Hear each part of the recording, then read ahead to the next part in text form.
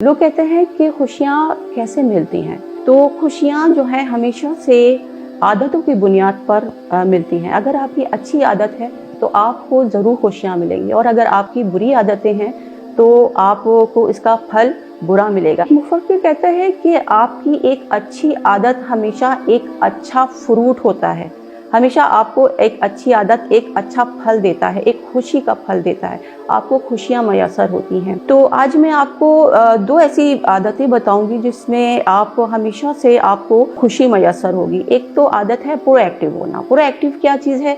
Proactive हमेशा से एक देखिए, दो किस्म के इंसान होते हैं, एक प्रोएक्टिव होते हैं और एक रिएक्टिव होते हैं। रिएक्टिव पर्सन कौन से होते हैं? रिएक्टिव पर्सन वो लोग होते हैं जो अपनी गलतियों को दूसरे पे डालते हैं, अपनी रिस्पॉन्सिबिलिटी नहीं महसूस करते। लेकिन प्रोएक्टिव वो लोग होते हैं जो अपनी रिस्पॉन्सिबिलिटी को महसूस करते हैं कि मैं ये काम कर सकता था। फॉर एग्जाम्पल कि अगर वो अपनी ज़िंदगी में कहीं फेलियर हुए हैं, कहीं नाकाम हुए हैं, या अगर कोई रिज़ल्ट में वो फेलियर हुए हैं, जैसे फॉर एग्जांपल अगर मैट्रिक का एग्ज़ाम्स है, कोई बच्चा है और अगर कोई वो फेल हुआ है, तो ये कह सकता है कि हाँ, इसमें मेरी गलती थी। अगर मैं ज़रा सी इम्तिहान में मेहनत कर लेता या उस वक्त ये काम कर लेता तो शायद इतनी बड़ी नाकामी नहीं आती। लेकिन अब मैं इस तरह से नहीं करूँगा, और अब जब इंटर के एग्ज़ाम्स आएंगे तो इंशाल्लाह मैं वो चीज़ नहीं करूँगा जो मैंने मैट्रिक में किया था। तो ये होता है प्रोएक्टिव इंसान, रिस्पॉन्सिबल इंसान। मौला अली का भी एक कौल है कि मौला अली से किसी ने पूछा कि बताइए कि कीमती इंसान कौन से होते हैं, तो मौला अली ने इरशाद फरमाया कि कीमती इंसान हमेशा से याद रखें कि वो इंसान होता है जो अपनी रिस्पॉन्सिबिलिटी का एहसास करता है। यानी कि एक जिम्मेदार शख्स को मौला अली ने कीमती इंसान कहा है। जितना आप रिस्पॉन्सिबल होंगे, आप जिंदगी में उतने ही कामयाब होंगे, और आपका डोपामिन उतना ही बढ़ेगा, और आपको उतनी ही खुशियाँ मयसर होंगी। जितना भी आप जिम्मेदार होंगे, और उतने ही आप जितना जिम्मेदार होंगे उतने ही आप वैल्यूबल होंगे। हमेशा से याद रखिए कि एक आदत बना लें कि जब भी कोई प्लानिंग करें तो एंड ऑफ द माइंड, यानी कि आप अंजाम भी देखें। आप देख लें कि आप यहूदियों को देख लें कि किस तरह से कोई भी काम वो शुरू करते हैं तो वो 100 साल तक का अंजाम भी देख लेते हैं।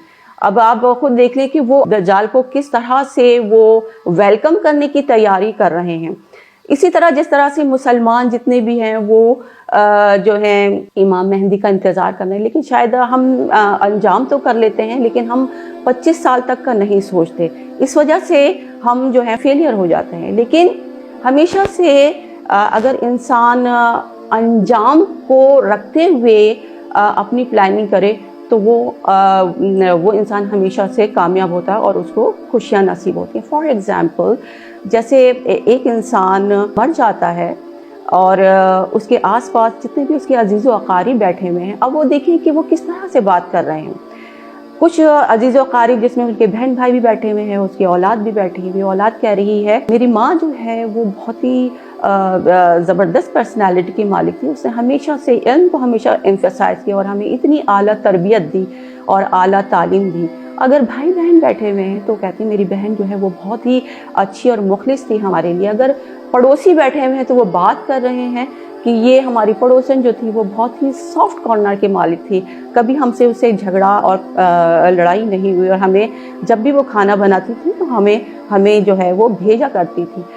तो अगर आपको अपने अंजाम पे इस तरह की बातें सुननी है तो अभी से प्लानिंग कर लें।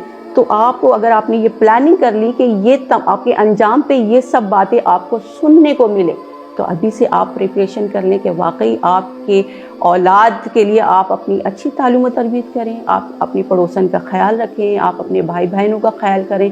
तो अंजाम कार पे आपने तवज्जो देना है, तो आपको क्या मिल जाएगी? आपको खुशियाँ मिल जाएंगी। आपको ज़िंदगी में जो चाहते हैं आपको मिलेंगी। ना सिर्फ खुशियाँ मिलेंगी बल्कि हो सकता है कि आपको आपका रब भी मिल जाए।